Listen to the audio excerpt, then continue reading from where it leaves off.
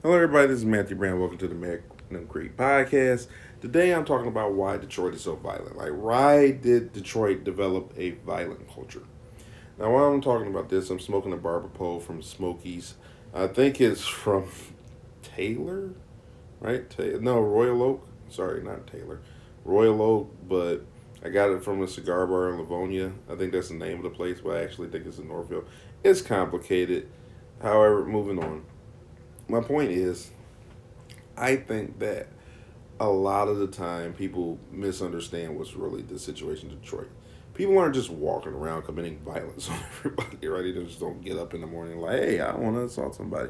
Right? Most people are just going on about their day, trying to make money. Where it gets known for violence is a lot of people tend to take things in their own hand. Now, I'm not saying there's no violence that goes on, but a lot of people tend to take things in their own hand because whether it was neglect from police or poor response times, sometimes you just uh, a growing distrust for the government, all kinds of different stuff that goes on.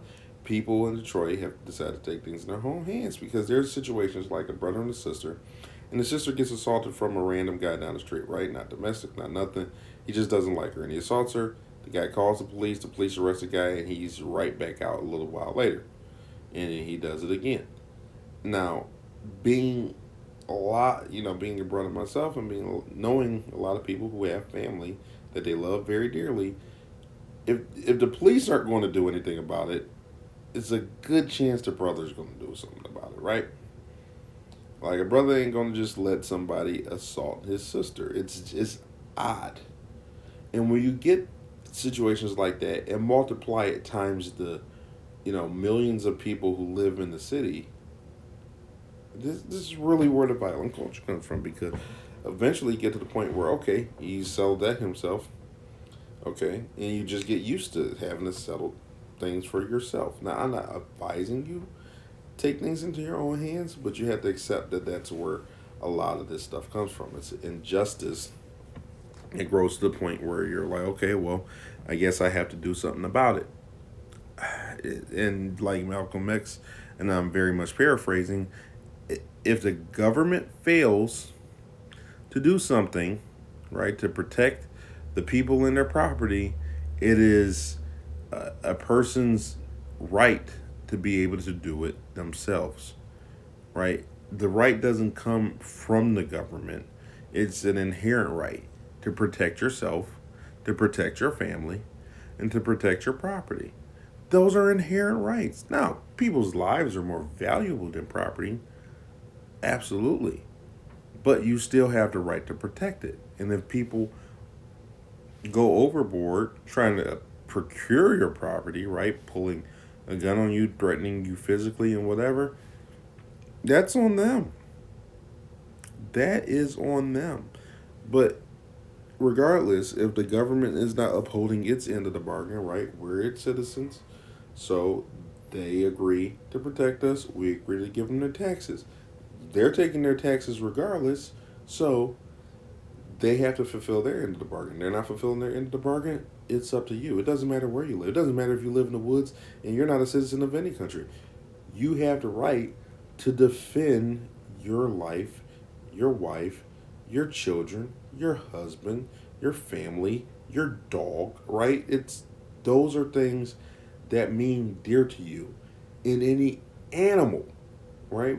Regardless of a human, any animal will inherently do that. So why would you expect people to be walking doormats? It's just not going to happen. So it gets to the point where okay, the city's dangerous, and a lot of people they decide to do things they shouldn't do, right? Because they want to take the lazy way out, and because there's so many people in the city, a lot of this stuff is anonymous, so they feel more empowered to do so. You live in the city, and you can, and it's legal, and it's capable. Get your CPL. That's what I advise. Get a CPL. It'll cost a little bit of money, but so does having a car. So does car insurance. There's a lot of stuff. This is a one-time thing. You're gonna pay it, and you're gonna have it for years.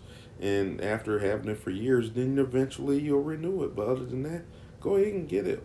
Even if you don't get the gun, right? Why not have it? It's a safe thing to have. And if you can right, uh, I would say, manage to work your way into the system, right? You live Wayne County, whatever. I advise you go and do it. If you can afford the gun, go ahead. But I say the CPL is even more important than that because at least if you take the class, you can make a more informed decision on what pistol to purchase. But that's just my opinion. If you have any opinions on it, please leave it in the comment section. And I'd love to hear from you. I love to chat. I just don't like, derogatory. If somebody's just going to come up and bash, that's not an intelligent conversation. So if you want to come and be unintelligent, that's on you. I'm not going to block you.